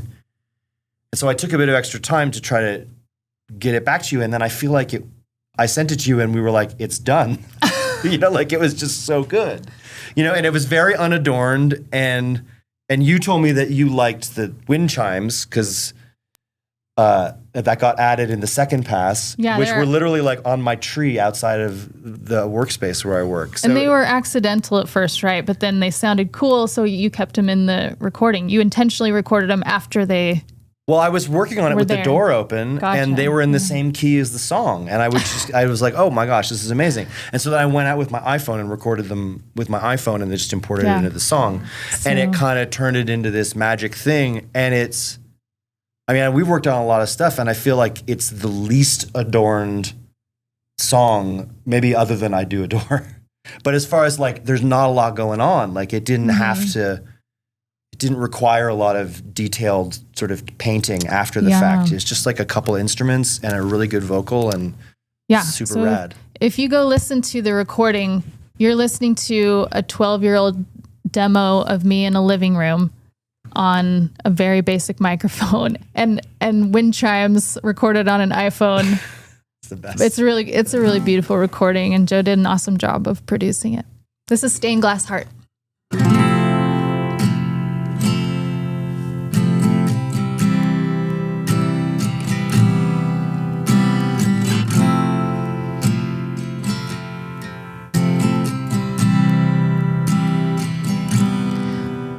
The colors of the rainbow scattered in my bedroom window make a frame around a bird who's singing in the weeping willow, and it makes me wanna cry when I realize I have long loved you with a stained glass heart. A broken work of art, but every piece of you pulls me apart and puts me back together when I don't know where to even start. But I love you with a stained glass heart.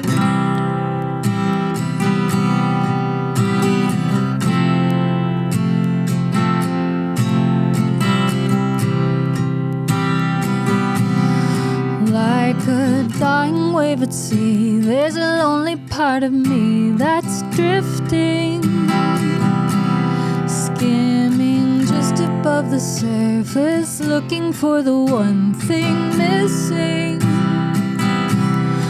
While I'm trying to believe there's a place for you and me, I have long loved you with a stained glass heart. A broken work of art, but every piece of you pulls me apart and puts me back together when I don't know where to even start. But I love you with a stained glass heart. It would be so easy to create in a world of black and white.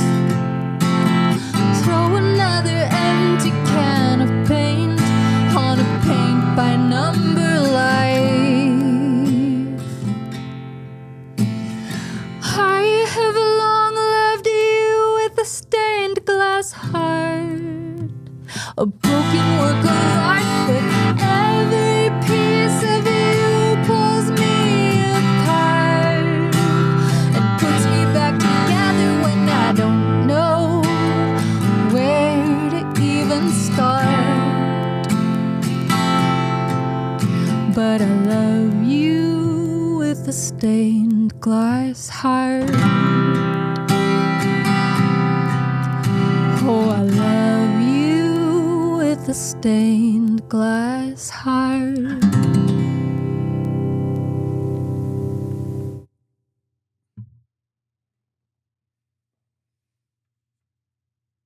Every piece of you tears me apart. That doesn't sound fun.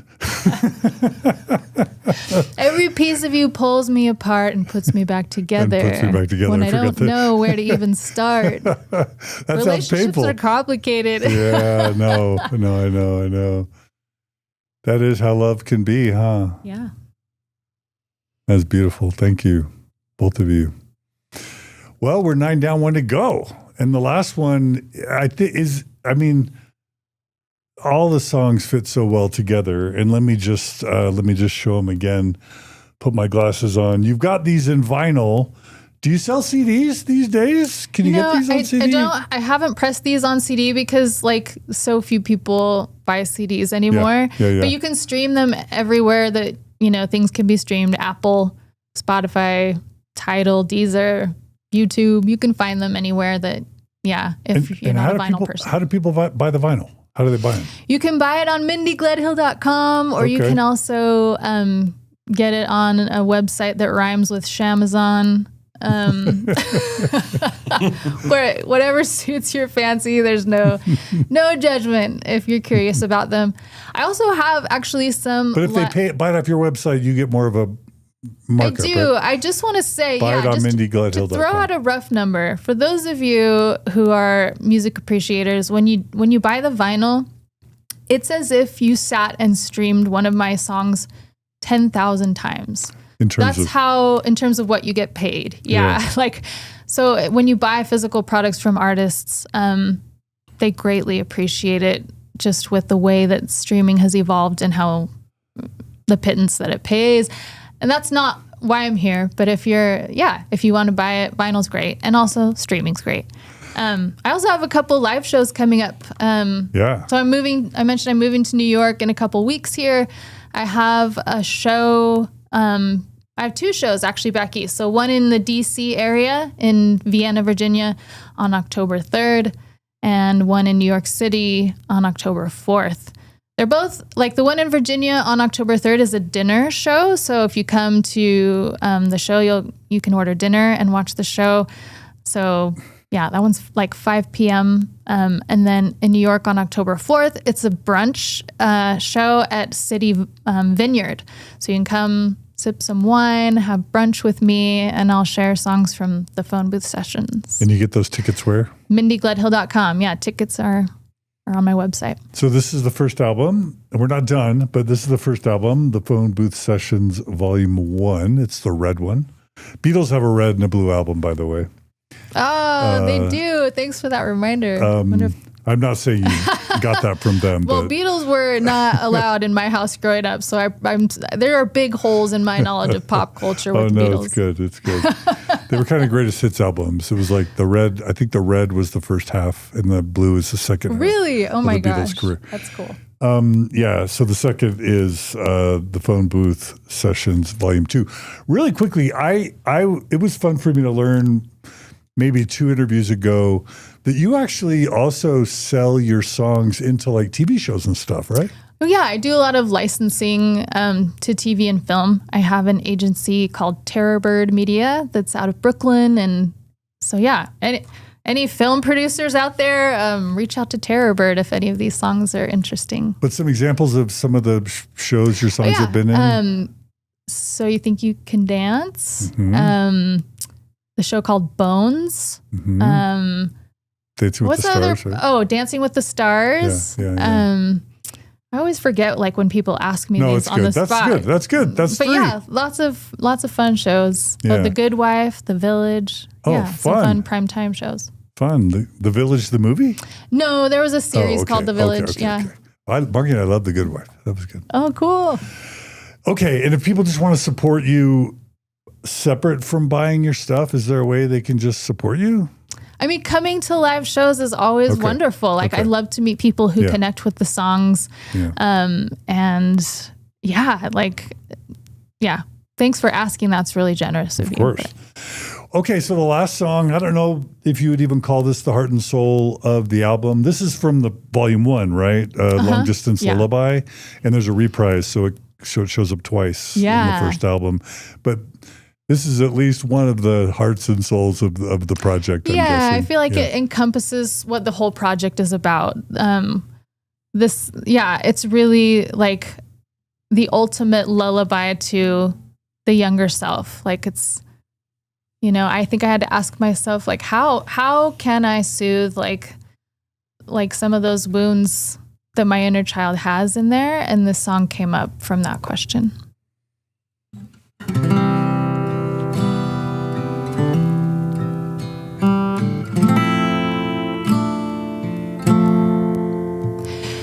Peace settling in, tears soft on your skin, cease the war within, and let my love in.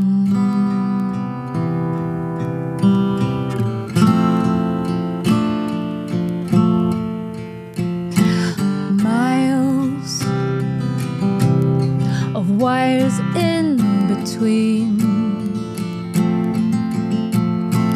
piles of message machines. I hope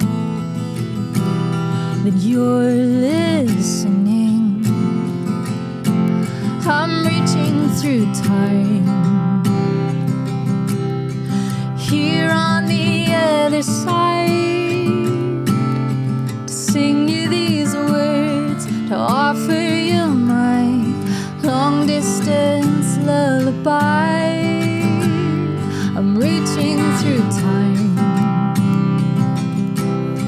here on the other side, to sing you these words, to offer you my long distance lullaby. Bold, but never too much. Strong, but never too tough. Worthy as hell, and you've always been more than enough. I'm reaching through time, here on the other side, to sing you these words, to offer you my long distance lullaby. I'm reaching through time, here on the other side, to sing you these words, to offer you my long distance lullaby. What is love if we're just talking to ourselves? Pick up, I'm here for you on the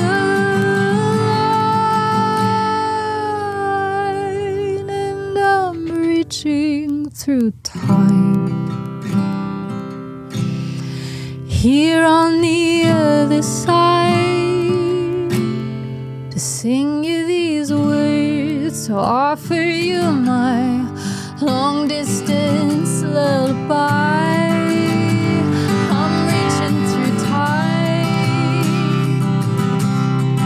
here on the other side, to sing you these words, to offer you my long distance lullaby. I'm reaching through time,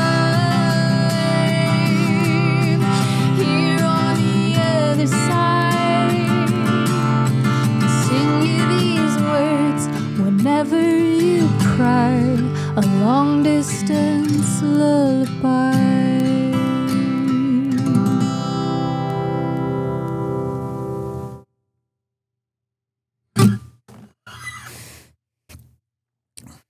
So powerful. Thank you. Thanks for having us today.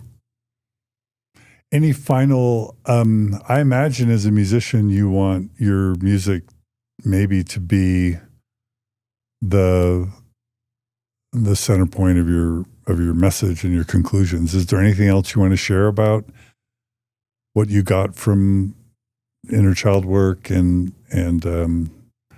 your therapy and your journey from the last episode of this one? Any final words?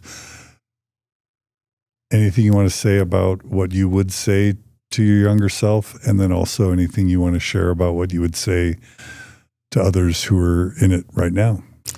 Yeah, thanks for that. I mean, I think the songs speak for themselves as to what I would say to my younger self. And the hope, like for every artist, and when they write music or create any kind of art, is that other people will hear it or see it and find themselves inside of it. And so, I think I, fully recognize that because this therapeutic like modality has worked for me, doesn't mean it's for everybody. And also I'm not a therapist or a psychologist. Want to just give that disclaimer. But there's some really wonderful books if therapy is not something that's an option for anyone who's listening. Richard Schwartz, and, professionals, please correct me in the comments if I'm wrong, but I believe he's like one of the main psychologists who developed, the IFS, which is internal family systems. Yeah, internal family systems, which a lot of like what I've talked about today is a part of, like the inner child work. It's all about like how, there's so many different parts. Parts work is another word for it. Parts that live inside of us of, they might come from like people you grew up with, people in your home, friends, church leaders, I don't know, but any of those voices that bubble up inside of you.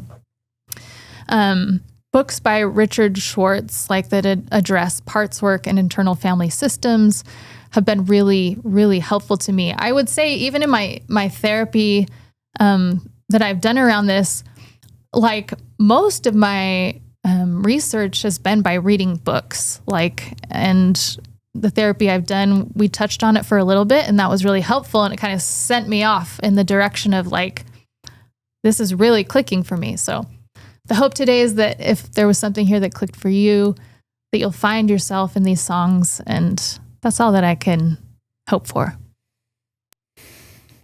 Well, Margie really wanted to be here today. We had a family thing and she had to be there, but she loves IFS and she loves you. And so Margie I love sends Margie. her love. I'm sad that we didn't have her here today, but totally understand. But she gives IFS the huge thumbs up as well. Awesome. So definitely check out that modality. We call that bibliotherapy when you learn by reading. You learn by reading? And that's valid. Yeah. Super valid. And so thanks for being willing. Well, this is just, I love art and artists because that's what artists do. They open up their heart and share with us their experiences in ways that help us think and feel. And so you did it again, Mindy Gledhill. You did it again. I loved our visit so much, John. Thanks so much for having me and for just all of the conversations that you've opened up for people. When I was first going through the deconstruction phase, I didn't know you existed. And when I discovered you, it was so helpful to me in those early years. So thank you for that. Our pleasure. Any final words, Joe? Thanks for coming. You're a Gentile, as we say. Yeah, I am. So you're like, what is all this Mormon stuff? Oh my gosh. No, I mean, I remember having a great conversation, sipping some whiskey with a friend of Mindy's once. You can cut this if you want. And he had just sort of transitioned out of the church and was sort of asking me, because I grew up in a much older tradition. Mm-hmm. And I said to him, well, we have all the rules, but nobody listens to them. and you can still claim your religion. Well, I mean, that's probably, some people might not think that, but, like the idea of being, I came from an ancient tradition with a lot of outdated rules that the community was just so much looser about that sort of thing. And your friend's response was, well, you had a couple thousand years of extra practice. And I thought that was great. So Y'all are ahead of us. there you go. We're just catching up. Yeah, Joe's been so awesome he's been coming to Provo to work with me for 15-ish years now or more. And it's been really awesome to have him see the ways that Utah has evolved and changed through the years, and to witness my journey from the first album we worked on together. I was fully practicing garment wearing Mormon, and at every stage he's been such an awesome friend and collaborator. So thanks for being here, Joe. My pleasure. It's great to be back. Is it easier to get a drink in Utah than 15 years ago? It's easier to get a coffee. I mean, Coffee. Coffee is the one. I mean, look, I will drink alcohol from time to time in moderation, but coffee is the thing that I need in order to exist. There was no Amen. Starbucks in Provo when Joe first came. There was nowhere to get coffee. I heard they're getting rid of the 7-Eleven. Starbucks in Provo. Oh, really? I feel like there's a couple now. at Maybe least. there's a couple. There's so yeah. many coffee The one shops by in Provo now. BYU. The one by BYU, I heard there. Oh yeah, I think that's gone now. Okay, That's okay. gone. But Anyway. there are a lot of coffee shops in Provo now. Anyway, you get coffee now. I'm so grateful. Joe, thanks for all you've done for us and for the broader community. My pleasure. Yeah, thanks Always for happy to coming help. today. Yeah. Mindy, do you want to tell us about your tattoos really quick or not? Oh, you want me to? Okay. Just like any of them or none of them? No, totally. Yeah. A lot of them are actually symbols of my songs. And they're little reminders to me actually of, different parts of me that I appreciate. And also I feel like I'm losing my memory as I get older, and I want to be able to tell my grandkids stories about my life. So these are more like visual cues to my stories than anything else. So which ones are they? This is my tour bus. I don't know if you can see Oh yeah, I remember that. A tour, and this is a rabbit hole. I don't know if you can see. Going down the rabbit hole. Lyric from Pocket Full of Poetry. I've got a head full of songs, a heart with wings. I just got these in Berlin, actually, by someone you interviewed, Jesse. Oh yeah, Can Jesse. you see him? Yeah. Yeah. Jesse Hildebrandt. Jesse Hildebrandt gave me these little. You saw her in some Germany? dice. Yeah, You I was visited in Berlin Germany? recently, and it's it represents number 5, which is our family, me and Ryan and our 3 kids. Fun. Yeah, Anchor for my Anchor album, Little Red Bike for a song that you can't. Yeah, you basically got all the. Yeah, this is a song on the Pocket Full of Poetry album that's about my dad. And the bird? These are some stars that I got at an event from your wife, Jenny. Oh, she had a flash tattoo party. Oh, okay. Yeah. And then Bluebird, I have a song called Bluebird on the Rabbit Hole album that's really about reclaiming my autonomy and voice as a woman from the patriarchy. Looks like you're working for a sleeve. Are you working towards a sleeve? I mean, I'm not like married to it, but I'm just going as I feel inspired. You better write some more songs so you can fill up that sleeve. If it happens. Mindy Gledhill, thank you for joining us today. Again, the albums are the PhoneBooth Sessions Volume 1 in red and the PhoneBooth Sessions in Volume 2 in blue. Buy the vinyl. Stream on Spotify and wherever you get your music. Check out Mindy's live shows. Follow her on mindygledhill.com, and we hope to have her back a 5th time on Thank Mormon you so Stories. much, John. Are you working on your next album or no? Not yet. I needed to take a Need breather. a break. How about in New York? Thank you. You can Thanks see so much. some shows?